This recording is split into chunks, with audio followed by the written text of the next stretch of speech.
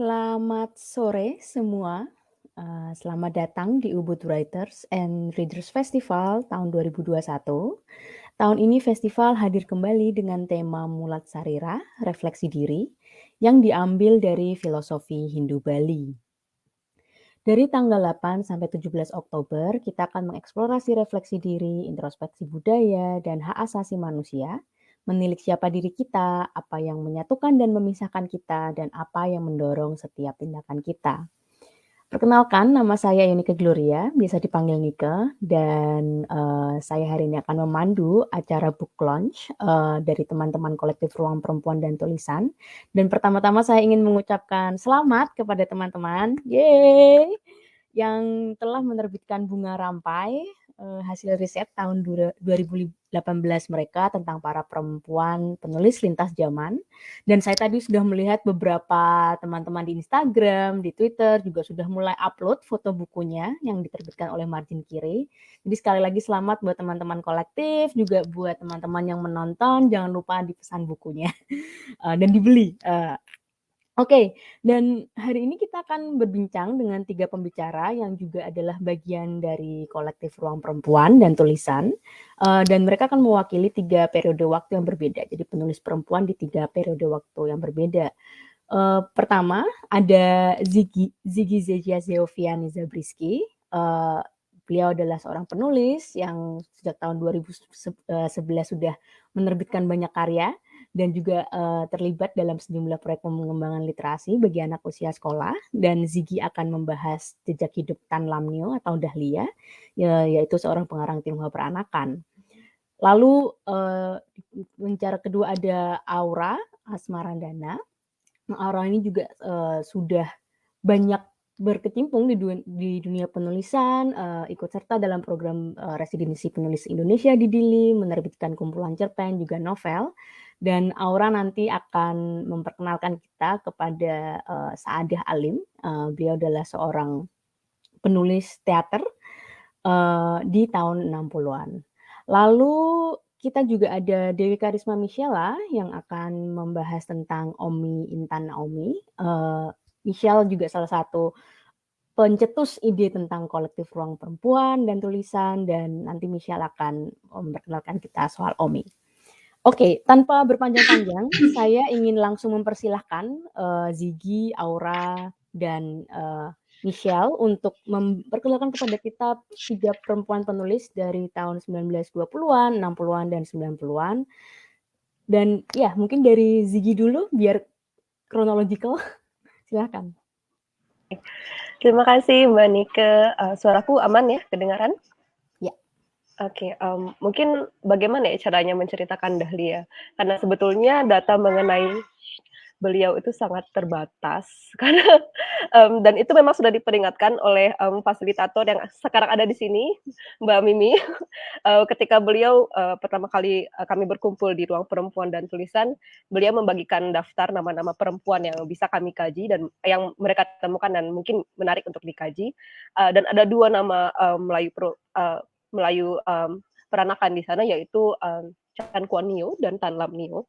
Dan dia memberi peringatan ada dua nama ini, dan orang yang mengambil ini akan mengalami kesulitan sangat besar. Dan itu memang benar.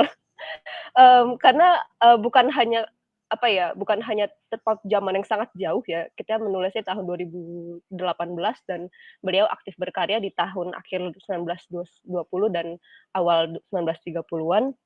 Tapi juga memang karena karya-karya dari Melayu peranakan Tionghoa ini sangat jarang dokumentasikan atau dikompilasikan atau jarang sekali dibahas. Jadi mungkin justru itu yang membuat saya tertarik untuk mengkaji lebih jauh soal Dahlia. Tapi saya akui sangat terlalu banyak kesulitan. Jadi mungkin tidak komprehensif dalam hal pendataan, karena itu memang adalah satu titik yang menurut saya sangat sulit untuk kita kerjakan hanya dalam waktu beberapa bulan saja. Juga ada kendala mengenai saya masuk ke dalam pekajian Dahlia ini dengan ketertarikan untuk mengendalami dan mengetahui lebih jauh mengenai tokoh-tokoh peranakan Tionghoa. Tapi pada sesungguhnya saya tidak pernah mengkaji secara akademis atau secara apapun mengenai kebudayaan kebudayaan peranakan Tionghoa di Indonesia. Tapi itu adalah sesuatu yang sangat menarik untuk saya. Tapi sekali lagi saya tidak punya cukup waktu dan cukup resource untuk benar-benar memahami kebudayaan itu, dan karena itu mungkin akan ada beberapa hal yang saya miss atau belum berhasil saya sentuh mengenai betapa besar sebetulnya kontribusi Dahlia dalam literatur Indonesia, khususnya bagi perempuan peranakan Tionghoa pada masa itu. Tapi beliau ini menurut saya adalah tokoh yang memang sangat-sangat menarik, karena bukan hanya namanya sampai sekarang masih kita bahas, sebetulnya gara-gara saya dan gara-gara Mimi. Tapi memang nama Dahlia itu adalah salah satu nama penulis perempuan di masanya yang cukup sering dibahas. Ada beberapa paper yang menyebutkan nama Dahlia, dan bahkan ada yang secara khusus memang mengkaji Dahlia. Itu karena beliau menulis sangat banyak. Dia meninggal di usia sekitar 21-22 tahun, jadi sangat muda. Tapi karyanya bahkan yang bisa ditemukan sampai sekarang ada 4 novela, dan setidaknya 1 syairnya masih ada bisa ditemukan. Jadi itu sudah cukup banyak menurut saya. Dan mungkin kisahnya juga cukup menarik dan sangat terkoneksi kehidupan Dahlia dengan karya yang dia sampaikan. Dan karya itu memuat sangat banyak protes yang menurut saya sampai sekarang masih sangat relevan dalam kehidupan keseharian kita sebagai perempuan, mengenai usia perkawinan, mengenai relevansi pendidikan dalam kehidupan perempuan, sangat relevan, mengenai pekerjaan dan kebebasan memilih, itu sangat cukup banyak dibahas Dahlia. Dan satu hal yang membuat saya juga semakin menyukai sosok beliau, semakin membacanya, itu adalah karena dia sangat dia juga mempengaruhi orang-orang di sekitarnya, dan termasuk diantaranya adalah suaminya, yang juga adalah yang kemudian mulanya beliau adalah seorang penerjemah, dan kemudian setelah menikahi Dahlia beliau beralih profesi menjadi penulis juga. Dan bukan hanya itu, tapi dia juga justru jadi terpengaruh oleh nilai-nilai yang dibawa Dahlia, dan di novelnya kemudian juga ada nilai-nilai feminis yang bisa kita baca di dalamnya, dan itu sudah jelas adalah pengaruh dari istrinya. Dan memang dia ada banyak hal-hal yang menarik dan yang bisa saya ceritakan soal Dahlia, meskipun mungkin nggak banyak ya, karena dia memang ceritanya sangat membingungkan. Tapi kehidupan Dahlia itu menurut saya sangat terkoneksi secara langsung ke karya-karyanya. Misalnya mengenai usia pernikahan, Dahlia kalau nggak salah menikah di usia 20 atau 21 tahun. Dan kerisauan dia akan kecaman pertanyaan kapan kawin itu ada sampai sekarang masih kita alami, dan itu juga dimasukkan ke dalam bukunya yang terbit di tahun 1929. Dan itu juga membahas mengenai pertentangan kita mengenai ketika orang-orang bilang untuk apa perempuan sekolah tinggi-tinggi kan toh akhirnya akan ke dapur juga, itu dibahas secara eksplisit dan dengan marah sekali oleh Dahlia. Jadi mungkin saya sangat suka karena beliau itu sepertinya di awal usia 20-an ini sangat pemarah, dan itu sangat resonate gitu ya dengan kita, karena itu adalah bahasan yang sangat dekat. Kemudian juga mengenai pilihan siapa yang bisa dia nikahi, dan mengapa dia harus berhenti sekolah hanya dengan adanya lamaran, dan pada akhirnya sepertinya Dahlia ini juga adalah seorang sosok yang agak pemberontak, karena dan tercermin juga dalam buku-bukunya, karena ada banyak sekali adegan di mana tokohnya kabur dari rumah. Termasuk di buku yang pertamanya ini, di novela pertamanya ini ada bukan acara, ada kejadian eloping, karena setelah dia kabur dari rumah, dia menikah tanpa persetujuan orang tuanya. Dan dia juga sangat menitik beratkan pekerjaan untuk perempuan, karena yang menarik dari Dahlia itu juga adalah dia adalah seorang pekerja yang pada masa itu biasanya perempuan tidak, khususnya perempuan peranakan Tionghoa, sepertinya tidak bekerja ya, karena itu juga disebutkan dalam novel dia Kesopanan Timur, di mana tokohnya, siapa ya nama tokohnya? Sudah lama, maaf. Saya ingat nama ibunya, tapi saya nggak ingat nama anaknya. Tokohnya ini adalah seorang perempuan Melayu Tionghoa yang bekerja di sebuah perusahaan penerbitan kalau nggak salah. Dan Dahlia juga bekerja di sebuah perusahaan penerbitan. Jadi ini memang sangat erat dengan kehidupan pribadi beliau. Dan dia menerima sangat banyak kecaman karena pada masa itu dianggap sebagai suatu hal yang melanggar nilai-nilai ketimuran. Seharusnya perempuan tidak keluar rumah seperti itu dan pulang malam, dan bahkan dia ini juga sedikit disinggung, dia naik sepeda memakai rok itu juga disinggung.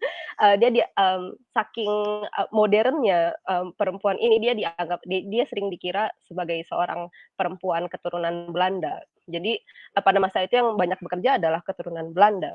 Dan kalaupun ada yang bekerja, perempuan peranakan ini, biasanya mereka berhenti bekerja setelah mereka menikah.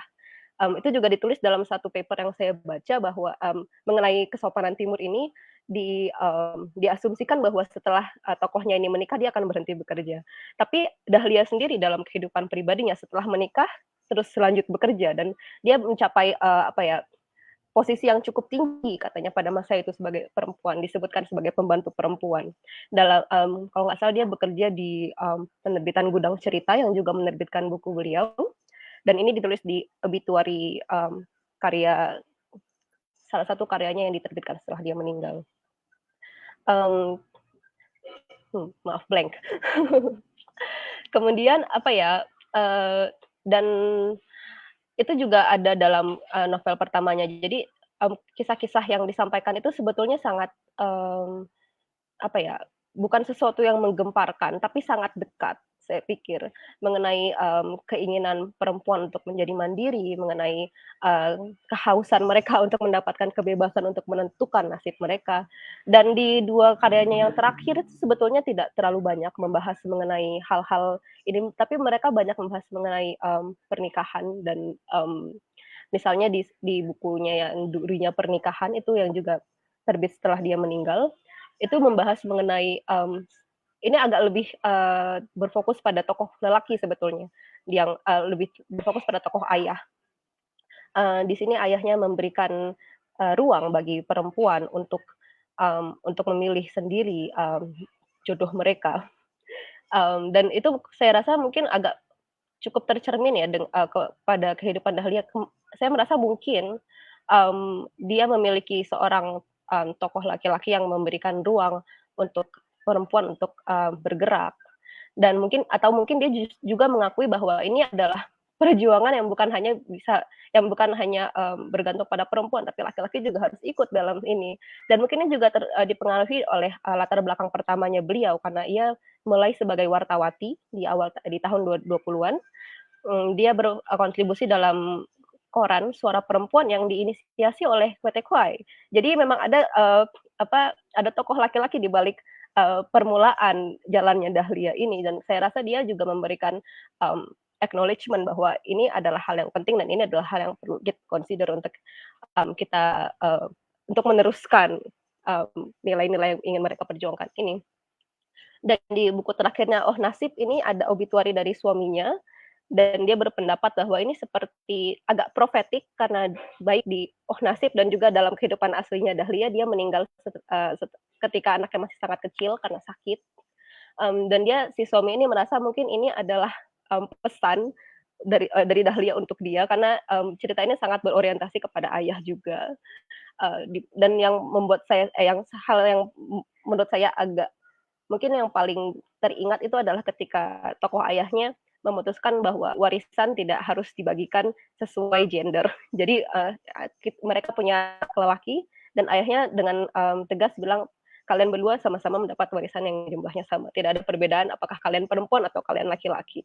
Jadi saya pikir sebetulnya meskipun cara beliau menulis dan sebetulnya mungkin pemikirannya tidak terlalu tidak refined, karena saya pikirnya juga satu taktik untuk Dahlia, karena pada masa itu yang banyak membaca adalah perempuan,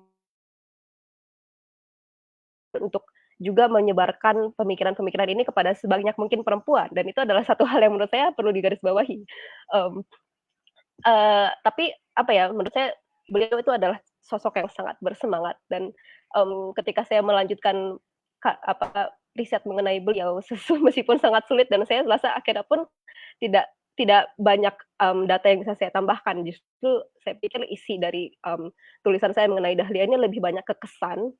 Tapi saya cuma merasa bahwa nama Dahlia ini perlu diingat, dan pada suatu hari nanti mungkin orang yang lebih capable lagi dari saya bisa mengkaji beliau lagi, karena dia memiliki semangat yang menurut saya perlu kita teruskan. Begitu sih. Terima kasih Ziggy. Menarik sekali tentang Dahlia Tan Lam Nio, dan tadi Ziggy udah banyak bicara tentang biografinya, juga tentang apa yang dia tulis, pertanyaan-pertanyaannya tentang perempuan, juga bagaimana perempuan berinteraksi dengan laki-laki dalam perjuangan pemberdayaan, juga kebebasan. Jadi ada pertanyaan-pertanyaan yang diajukan oleh Dahlia juga dalam karya-karyanya. Aku langsung lanjut ke pembicara kedua, Aura. Silahkan menyampaikan ceritanya.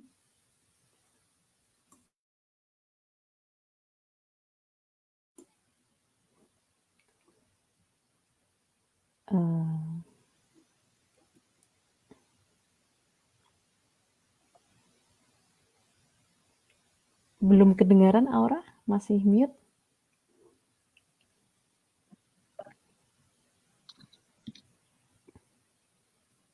Halo? Belum terdengar Aura?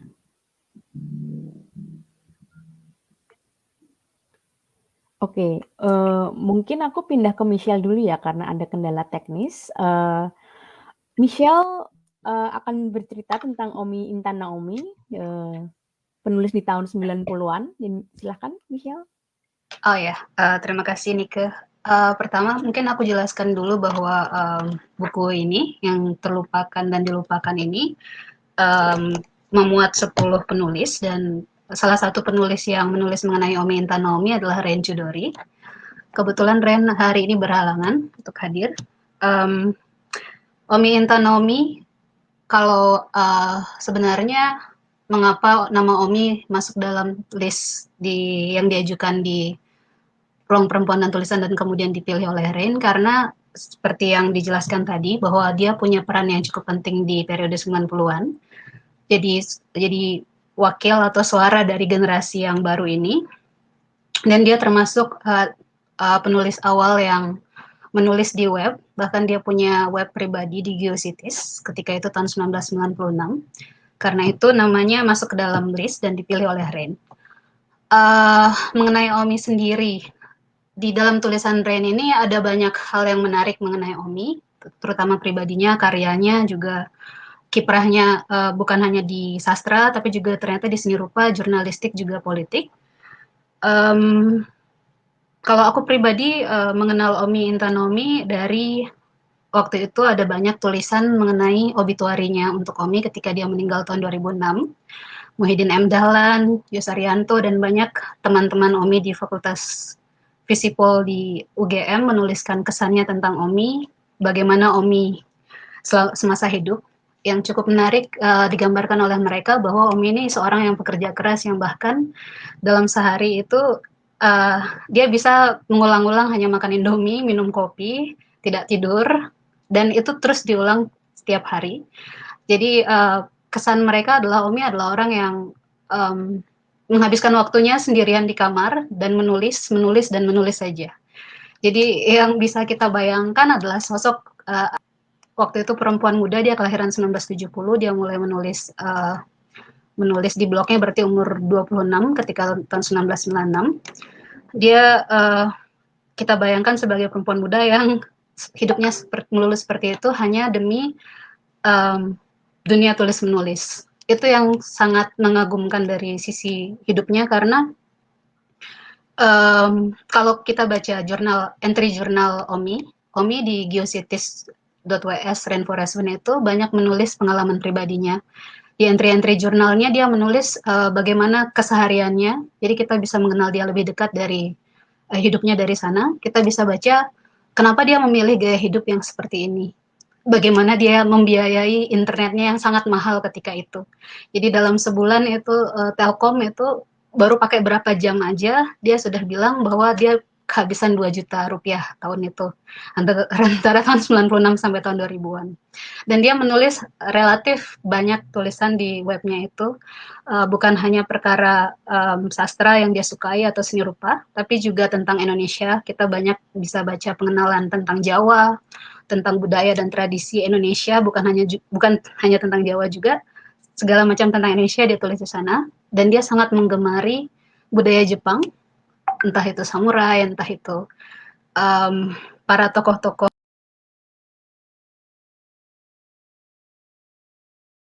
Indonesia yang punya kekaguman demikian besarnya ke Jepang ketika itu. Dan selain itu dia juga di webnya itu banyak menulis pengalamannya di dunia seni rupa, karena dia juga punya pengalaman tidak hanya sebagai penulis tapi menjadi editor dan juga penerjemah untuk banyak terbitan kuratorial. Salah satu bukunya yang cukup terkenal adalah mengenai Ugo Untoro, itu sangat tebal, hampir 1000 halaman. Dia tulis untuk Hendro Wiyanto. Dari pengalamannya bergaul dengan jejaring seni rupa di Jogja. Nah, itu ada banyak ulasannya mengenai seni rupa di webnya itu. Jadi dengan begitu luasnya ketertarikan Omi yang dia tampung di webnya, yang waktu itu aku baca, lalu kemudian kami diskusikan di ruang perempuan dan tulisan yang Omi yang Rain paparkan,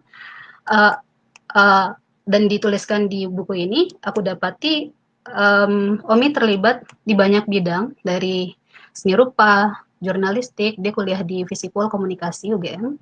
Terus di dunia akademik juga dia menulis skripsinya ini Anjing Penjaga, Pers di Rumah Orde Baru. Ini adalah hasil risetnya terhadap koran Suara Karya, koran Golkar. Jadi kita bisa tahu sudut pandang Orde Baru dari skripsinya Omi ini yang kemudian dibukukan oleh Gorong-Gorong Budaya ini jadi Anjing Penjaga. Terus kita juga tahu keterlibatannya di sastra karena dia sudah menulis puisi bahkan sejak umur 7 tahun. Ini yang menarik mengenai ini.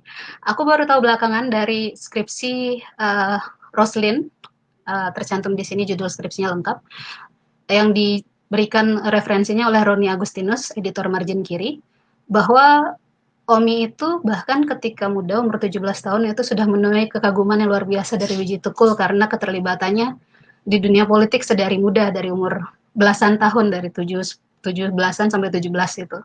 Bahkan di skripsinya itu tercantum bagaimana Omi hampir di drop out dari sekolahnya karena keterlibatannya di politik itu. Jadi di bidang akademik, dia banyak menulis perkara politik dan isu-isu jurnalistik. Dan dengan begitu luasnya bidang yang dia tekuni, dia juga tidak hanya berkecimpung sebagai penulis, tapi juga tadi sebagai editor, sebagai penerjemah. Dia juga termasuk penerjemah yang banyak menerjemahkan buku-buku untuk Incis Press. Dulu saya pernah mampir ke toko buku di Jogja, toko buku Bangkit, dan itu pemiliknya itu Buhani, selalu cerita bagaimana Omi itu semacam orang yang ada di belakang layar penerbit Incis Press itu, dan dia sering banget ketemu dengan Omi di sana, dan apa saja yang diterjemahkan ketika itu. Isu-isu tentang perempuan, termasuk juga Imagine Communities-nya Ben Anderson, walaupun ada sedikit isu mengenai penerjemahan itu, dan juga perannya sebagai editor. Jadi kita bisa mengenal Omi tidak hanya dari satu dimensi dia sebagai penulis, tapi juga dari begitu luasnya bidang yang dia tekuni. Kalau melihat ini sekarang, kalau melihat dia sebagai penulis, dituliskan oleh Rain di sini. Sejak umur 7 tahun dia sudah mulai menulis puisi, karena ayahnya Darmanto Yatman adalah penyair dan juga akademisi Universitas Diponegoro Psikologi. Dan puisi-puisinya itu udah banyak diterbitkan di media besar ketika itu, waktu dia umur 7 tahun, tahun 77 berarti. Dan dia juga pas umur 17 tahun pernah mengisi acara di Taman Budaya Jawa Tengah di Solo, dan saat itulah yang ditulis di skripsi Roslyn itu menyatakan bagaimana Wiji Tukul itu sangat terpukau karena ada anak muda yang bisa membuat orang-orang terkesima gitu, bahkan hingga dia turun dari panggung. Jadi itu yang cukup mengejutkan bagi saya, karena kalau tadi balik lagi ke masa awal saya mengenal Omi dari obituari itu, yang memperlihatkan hidupnya yang reklusif, yang seolah-olah antisosial, karena memang dia setelah lulus kuliah menjadikan dirinya ansos, nggak bertemu dengan banyak orang. Ternyata di masa mudanya dia sudah banyak punya pengalaman untuk terlibat di tulisan-tulisan yang cukup kontroversial ketika itu. Jadi mungkin itu kira-kira yang bisa saya sampaikan tentang Omi.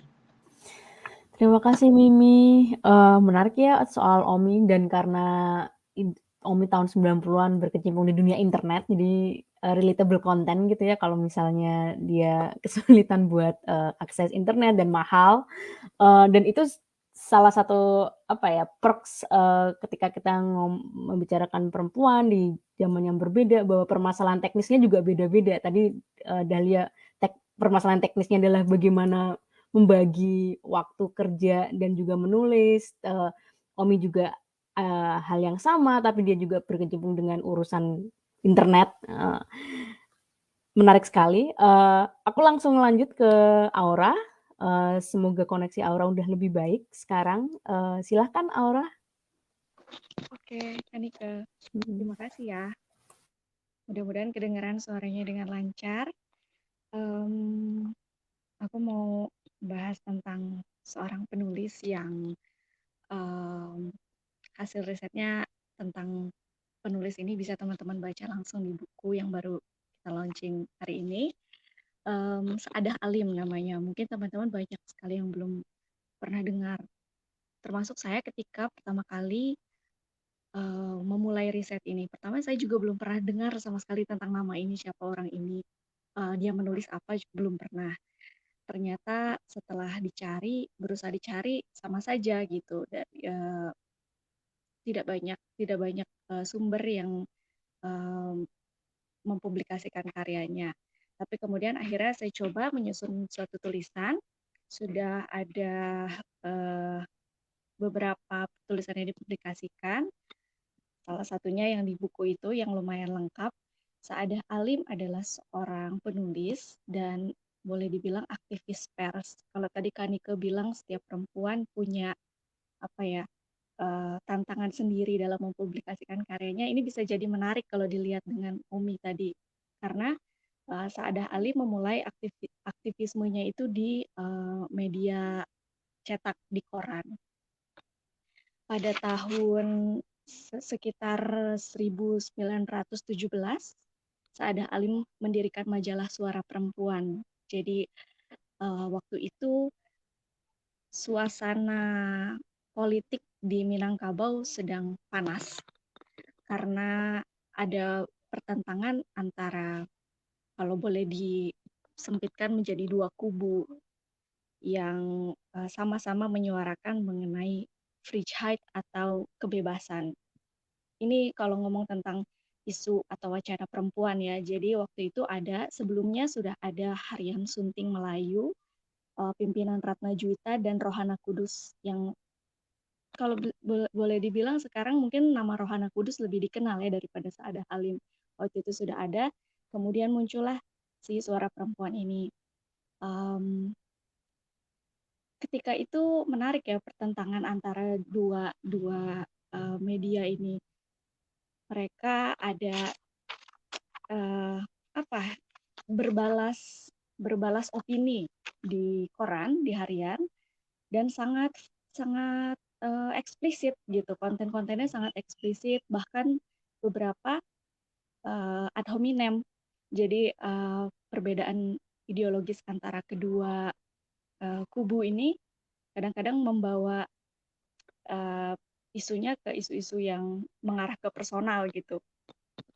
Saadah Alim sendiri pernah diisukan atau digosipkan oleh kubu seberang, boleh dibilang begitu, karena posisinya sebagai perempuan yang terlalu bebas, misalnya bergaul dengan laki-laki. Karena ketika itu Minangkabau punya problem itu ya, problem tentang kemana setelah kolonialisme masuk, kemana adat hendak dibawa. Makanya kemudian saya memberi judul presentasi waktu di ruang perempuan itu di bawah bayang-bayang adat, karena memang kehadiran Saadah Alim di Minangkabau itu memang selalu dalam konteks menanggapi adat Minangkabau begitu. Jadi saya membuat semacam bagan, ada yang disebut dengan feminisme gelombang pertama dan feminisme gelombang kedua ala Minangkabau. Nah, yang pertama itu diwakili oleh Rohana Kudus dan kawan-kawannya di Sunting Melayu. Itu beberapa cirinya antara lain mendorong pelaksanaan pendidikan perempuan Yang kedua, teguh dalam menjadikan adat sebagai dasar bagi kemajuan perempuan dan mengartikan Vrijheid atau kebebasan itu sebagai penghancuran sistem kekerabatan Minangkabau yang destruktif. Itu berseberangan dengan posisinya Saadah Alim kemudian yang saya sebut sebagai feminisme gelombang kedua Minangkabau. Jadi Vrijheid itu menurut Saadah Alim diartikan sebagai meningkatkan status bangsa mereka yang masih rendah dan berusaha mengungkap ketidaksesuaian antara cita-cita adat dan realitas sosial. Menurut Saadah Alim ada gap yang sangat besar antara realitas waktu itu dengan cita-cita adat Minangkabau begitu. Selain aktivismenya di harian, Saadah Alim juga menulis cerita pendek. Nah, saya membagi menurut pembacaan saya ada semacam 2 fase Saadah Alim, posisi Saadah Alim sebagai penulis. Jadi kalau saya baca di cerita-cerita pendeknya, menarik ya. Itu dia tulis, itu diterbitkan tahun 1920. Ditulisnya beragam tentu saja dan hampir seluruhnya atau boleh dikatakan seluruhnya lah, seluruh cerita pendeknya itu memposisikan adat sebagai yang utama atau atau Saadah Alim sangat mengagungkan adat Minangkabau dalam cerita-cerita pendeknya gitu. Sangat kalau saya membaca begini sih, pembacaan saya waktu itu. Dia kan sekolah di sekolah-sekolah yang didirikan oleh kolonial ya. Dan saya berpikir mungkinkah itu sebuah pembalikan gitu loh, pembalikan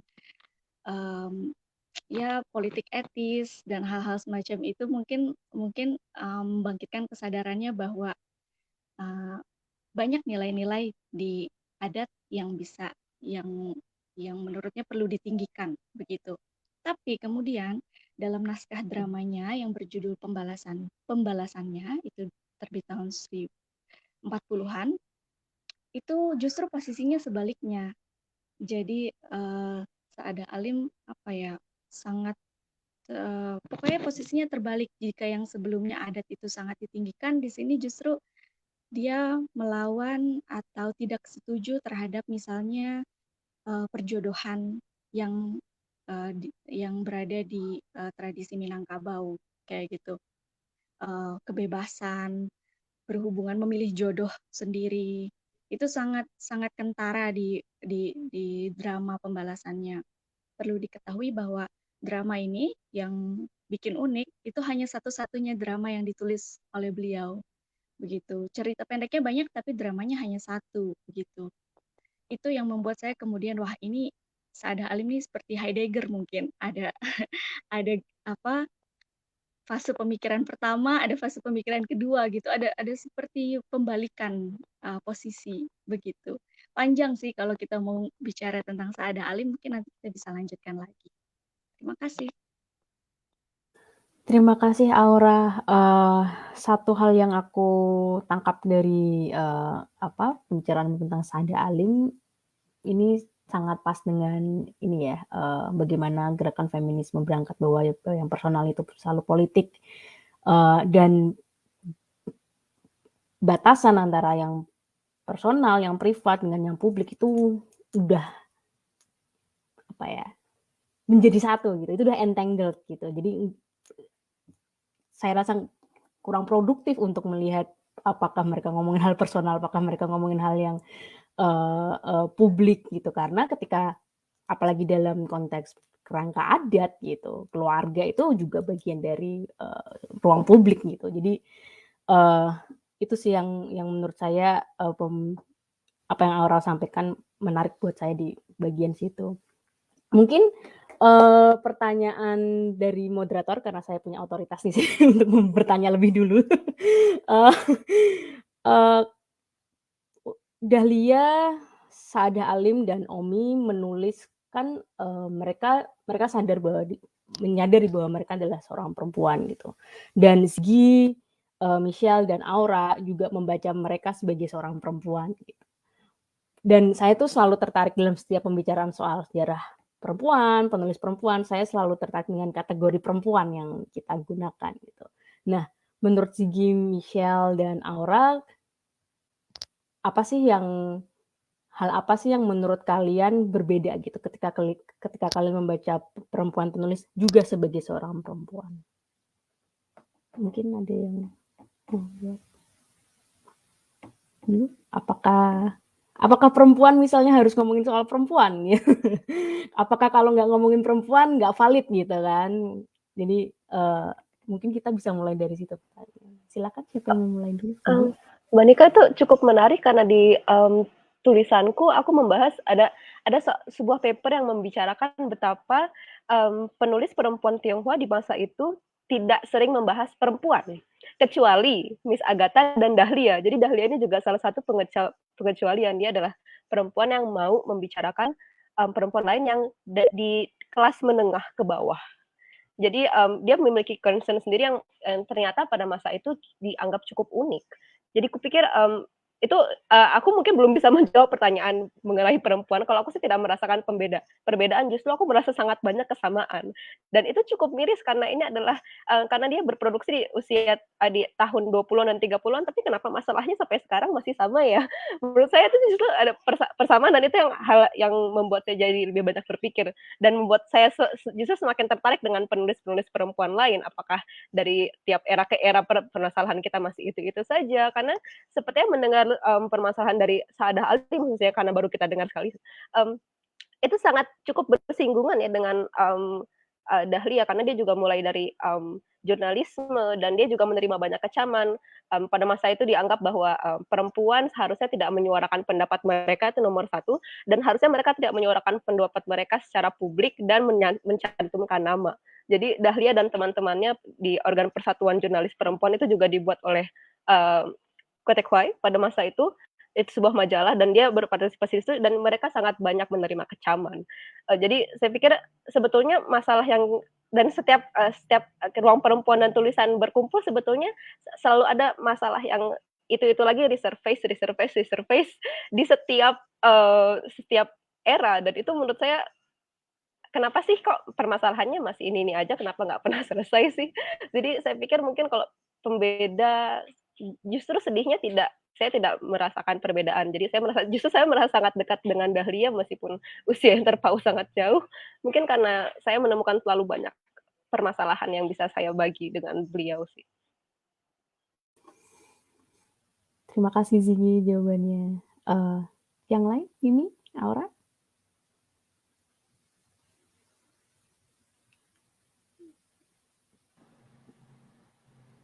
Aku dulu ya. Iya. Kalau Omi ya, dilihat dari hidupnya gitu kan, agak ada persoalan dengan ayahnya belakangan hari.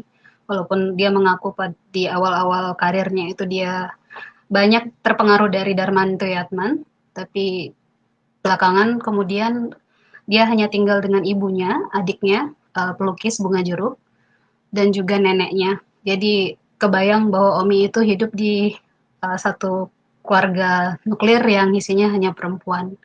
Dari sana kita bisa lihat bagaimana kemudian Omi punya pandangan pribadi soal isu-isu perempuan. Makanya kemudian kan dia makanya kemudian dia jadi editor untuk buku-buku yang bertemakan isu perempuan di Insis Press. Misalnya tentang bagaimana jika perempuan bersalin tapi tidak ada dokter, judul buku yang seperti itu. Jadi walaupun sebetulnya kalau kita lihat tulisan-tulisan Omi di blognya ataupun pendapat dia pribadi itu bisa dikategorikan relatif maskulin ya, karena cukup keras, tegas, pedas, galak. Mungkin dia pribadi bisa dikategorikan sebagai perempuan yang cukup galak untuk banyak isu, dan itu bukan hanya isu soal perempuan, tapi juga isu yang sangat yang luas, dan kalau kita bilang sekarang isu yang dominan ketika itu mungkin ya juga dominan diisi oleh laki-laki seperti politik kan, dia mengupas suara karya Orde Baru, dan juga di akademik dia menerjemahkan tema-tema nasionalisme Ben Anderson begitu.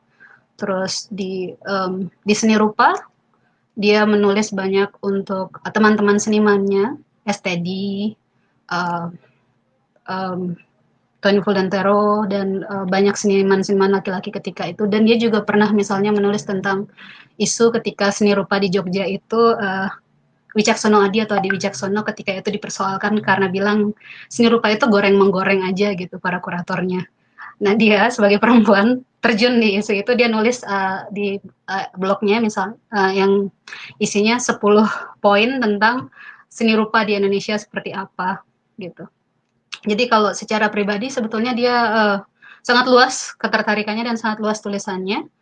Hanya saja mungkin karena pengalamannya dia yang sangat dekat dengan perempuan, dengan keluarga nuklirnya itu, dia banyak kalau di tulisan-tulisan pribadinya menulis dengan pendekatan perempuan. Puisi-puisinya itu sangat-sangat aku rasa feminin ya. Ketika dia menulis tentang Solo misalnya, kecintaannya pada Solo gitu, itu dari bait-baitnya saja, mungkin bisa dicari di Google puisinya, itu terasa femininnya. Dan juga dia kan banyak nulis dalam bahasa Inggris, ada puisinya tentang bulan gitu, itu juga dari pembacaanku pribadi itu sangat feminin, sangat lembut gitu. Membayangkan Omi yang bisa menulis esai galak, bisa menulis puisi dan prosa yang lembut, dekat, kayak rasanya memeluk kita, itu membuatku melihat ya tadi seperti yang Andika bilang, nggak ada nih dikotomi antara publik atau personal gitu. Tapi perempuan bisa kok menulis semua itu. Dan lagi pula bisa mengambilnya dari pengalaman pribadi juga. Terima kasih Mimi. Aura? Mau nambahin dikit, kalau setuju sih sama teman-teman tadi soal dikotomi itu. Kalau dari Saada Halim juga sangat luas ya jangkauan terjemahannya. Tambahan informasi, Saada Halim juga banyak menerjemahkan karya dari bahasa Inggris ke dalam bahasa Indonesia dan sangat beragam, dan dia juga menulis buku-buku kesehatan yang saya juga belum pernah baca karena Indonesia tidak punya arsipnya ada di Amerika sekarang, sangat sangat luas. Dan kalau kita kalau mau disebut perempuan banget ya enggak juga gitu loh, karena kalau dalam konteks Minangkabau siapapun menulis tentang adat pada masa itu gitu, karena itu merupakan kegelisahan bersama begitu. Tapi mungkin yang perlu diangkat adalah keputusan Saada Halim untuk membangun peer group ya, teman-teman gaulnya gitu loh. Beliau tergabung dalam Syarikat Kaum Ibu Sumatera, itu isinya ibu-ibu di Sumatera yang menyuarakan tentang Sumatera yang maju, bagaimana memajukan Sumatera dan bagaimana peran perempuan di dalamnya. Itu mereka sempat mengadakan kongres yang sangat besar dan Saada Halim membacakan syair ketika itu. Saya pikir keputusannya untuk bergabung seperti itu gitu ya, menyuarakan pendapatnya melalui kelompok perempuan, itu kupikir itu suatu kelebihan yang mungkin bisa kita temukan di perempuan penulis perempuan lain gitu loh. Bagaimana mereka membangun link, terus berteman dan sama-sama membahas tentang kegelisahannya kayak gitu sih.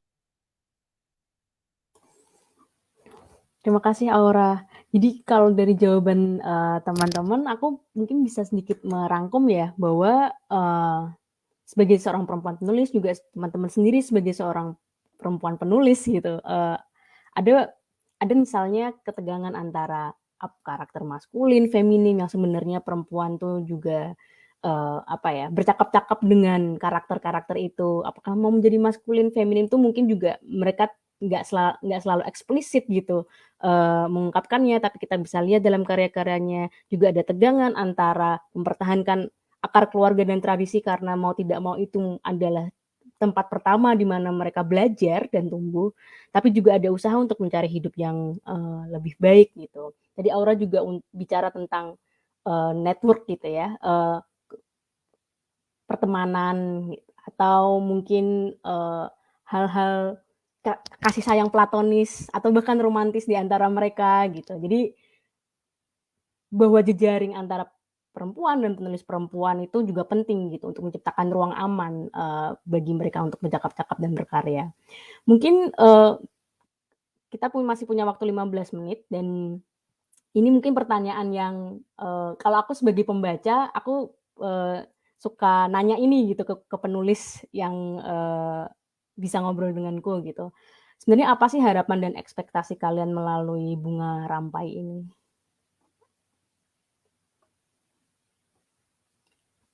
Ziggy, ini Aura? Atau mungkin Mimi dulu, Bu Bos ruang kolektifnya. Astaga. Kalau harapan dari Bunga Rampai ini mungkin sama seperti teman-teman yang lain dan juga Mbak Novi, Dewi Noviami inisiatornya. Seperti yang tertulis di pengantar fasilitator, pingin jadi ruang mesin pengingat.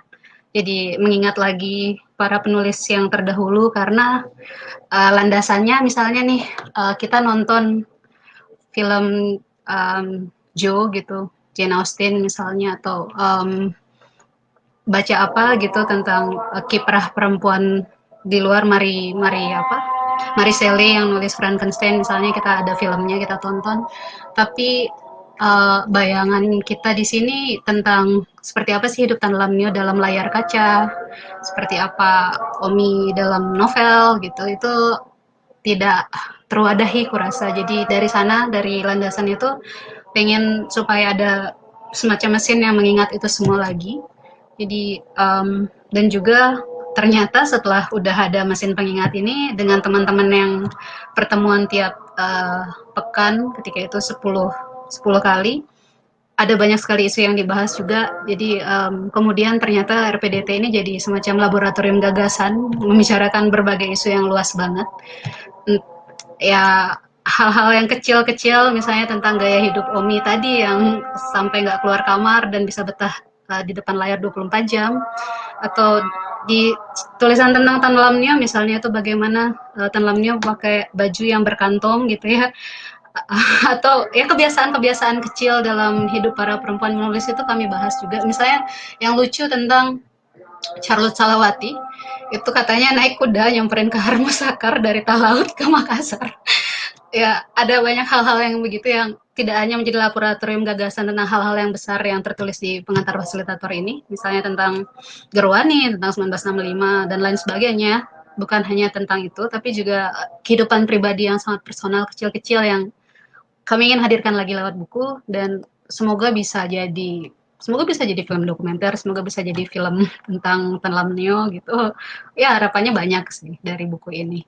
Semoga ada yang dengar harapan ini. Thank you, Mimi. Kalau dari Aura? Skip dulu aja, Ziggy mungkin. Skip, Ziggy dulu, oke boleh. Oke, kalau aku mungkin sebagai yang mengikuti Bu Fasilitator, tentu harapanku sebagai penulisnya itu agak lebih ekstensif ya daripada sekedar mengingatkan. Tapi aku juga ya mungkin mengingatkan, tapi aku juga ingin betul-betul ada sebuah gerakan yang membuat orang-orang teringat dan bukan hanya mengingat tapi juga mengetahui, karena itu yang pertama harus kita banyak sekali yang tidak tahu. Ketika setelah RPDT selesai, kami ada pertemuan informal, dan kami membicarakan kira-kira kita mau bawa kemana ini, apakah kalian ada harapan, sama persis seperti ini. Dan yang saya sampaikan kepada para fasilitator dan inisiatornya adalah saya ingin nama-nama perempuan ini dimasukkan ke dalam buku teks sekolah. Karena ketika kita tumbuh, kita tidak pernah membaca nama perempuan kecuali R.A. Kartini dalam dunia sastra. Ketika saya ingin masuk ke dalam dunia sastra pun yang pertama kali dikatakan mama adalah itu dunia laki-laki. Permisi tidak. Jadi saya sangat senang sekali bahwa inisiator dan fasilitator menyediakan ruang untuk mengetahui dan mengetahui lebih lanjut lagi. Jadi saya pikir ini menjawab kegelisahan saya ketika saya masih muda, di mana saya pikir apakah benar di Indonesia tidak ada penulis perempuan, dan sangat lama sekali sampai saya akhirnya tahu bahwa kita ada dan sudah lama ada. Jadi ya itu harapan saya supaya sejak kecil perempuan juga diberi encouragement bahwa ini bukan, this is not a man's world. Kita punya andil di sini dan kita harus selalu punya andil di sini. Terima kasih Ziggy. Aura mungkin mau menambahkan? Mau nambahin, mungkin saya berharap kita bisa jadi kompor ya. Maksudnya di berbagai daerah lain tentu ada banyak penulis perempuan lain gitu, dan saya harap ada semacam apa ya, percikan-percikan kecil di daerah-daerah lain. Kalau kita kemarin pusatnya di Jakarta, mungkin teman-teman di Maluku misalnya atau di Flores gitu, penulis perempuan Flores atau penulis perempuan di Maluku gitu, bisa ada percikan-percikan seperti itu. Oke, jadi sebenarnya aku sih secara pribadi seneng banget ada Bunga Rampai ini, karena mungkin juga buat aku sebagai peneliti sejarah misalnya, Bunga Rampai kali ini sebenarnya bisa jadi panduan utama juga kalau misalnya mau penelitian gitu tentang karya-karya yang di tahun 20-an, 50-an, 60-an itu kan kadang-kadang suka susah gitu ya nge-trace atau misalnya cari bibliografi mereka gitu. Jadi aku pikir Bunga Rampai kalian juga sebenarnya bisa jadi salah satu sumber buat peneliti akademik yang mana aku sendiri melakukannya gitu. Jadi aku pribadi senang sekali dan terima kasih buat teman-teman dari kolektif Ruang Perempuan dan Tulisan, dan aku sendiri berharap kayak kedepannya ada banyak penulis perempuan lagi yang muncul seperti kata Aura, ya jadi kompor buat teman-teman yang lain di wilayah lain di Indonesia. Juga dari Sigi juga bilang untuk masuk teks buku teks yang menurutku tuh penting banget, karena pertama kali anak belajar juga itu dari sekolah buku teks gitu. Dan Mimi tadi bilang untuk masuk ke ranah produk populer lainnya gitu, yang menurutku juga sangat menarik, atau bikin pameran atau menerbitkan ulang tulisan-tulisan mereka. Kita masih ada beberapa menit terakhir, kata-kata terakhir, pesan buat para pembaca, apa yang harus diperhatikan ketika membaca Bunga Rampai ini sebelum kita menutup sesi launching ini, atau di mana beli bukunya? Silakan marketing.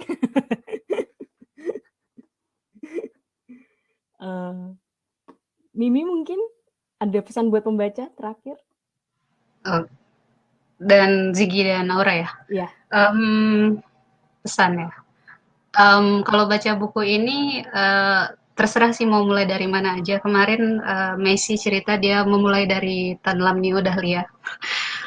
Dan ada kalimat pertamanya yang bilang seorang perempuan yang seorang sekuntum bunga yang lahir di Pulau Jawa. Jadi kesan dan pesannya supaya bebas aja untuk para pembaca membaca mulai dari mana, tidak harus dari periode apapun, dan semoga bisa berkembang lagi. Ada banyak ternyata yang tertarik untuk menulis tentang perempuan-perempuan yang lain, tentang SK Trimurti, ya, dan masih banyak lagi penulis perempuan yang masih relatif belum terdengar dan bisa kita gali lagi. Pengennya sih semoga itu teman-teman yang punya keinginan untuk itu mungkin bisa datang ke RPDT, ngobrol, mungkin nanti bisa ada buku gelombang kedua, dan mungkin nanti Ziggy dan Aura dan lain-lain bisa jadi fasilitator juga untuk itu, untuk acara-acara mendatang.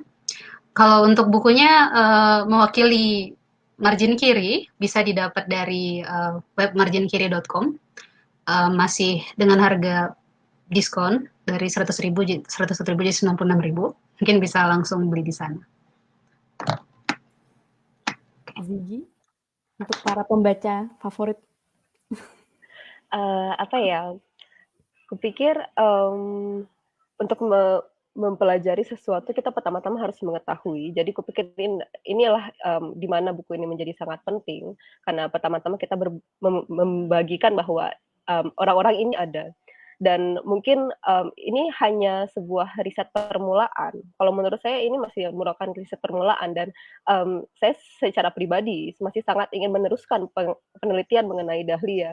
Jadi mungkin saya harap teman-teman yang membaca bukan hanya sekedar membaca, tapi juga turut mencari tahu. Dan yang saya harapkan setelah ini adalah mungkin kita bisa membuka sebuah dapur bukan di mana bukan hanya kami yang bicara, tapi kita mengadakan sebuah diskusi dan kita saling berbagi pengetahuan apa yang sudah kita cari tahu. Saya sangat berharap kita akan suatu hari akan ada seperti itu. Baik, Aura? Sudah tersampaikan semua ya. Teman-teman langsung klik aja marginkiri.com shop. Sudah, terima kasih. Oke, terima kasih Aura. Oke, sepertinya pembicaraan kita sejauh ini sampai di sini dulu. Nanti kita akan ada lagi pembicaraan selanjutnya, nggak berhenti cuman di sini gitu. Seperti yang disebutkan Mimi, Aura, dan Ziggy, kita masih akan terus melanjutkan kerja-kerja ini untuk mengetahui dan mengingat para penulis perempuan, terutama apalagi banyak para penulis perempuan yang suka pakai pseudonym gitu ya, yang kadang-kadang susah banget siapa nyarinya gitu, untuk cari tahu personality-nya gimana, itu susah banget. Jadi kerja kolektif sangat penting untuk kita mengetahui dan mengingat bersama. Jadi untuk menutup, terima kasih untuk teman-teman pembicara semuanya yang sudah hadir, juga teman-teman yang menyaksikan di IG, juga di Facebook. Terima kasih atas dukungan melalui patron program Yayasan Mudra Suari Saraswati, dan kepada para partner festival yang membuat Ubud Writers dan Readers Festival dapat terlaksana. Dan semoga kita dapat bertemu di waktu-waktu ke depan. Terima kasih dan sampai jumpa.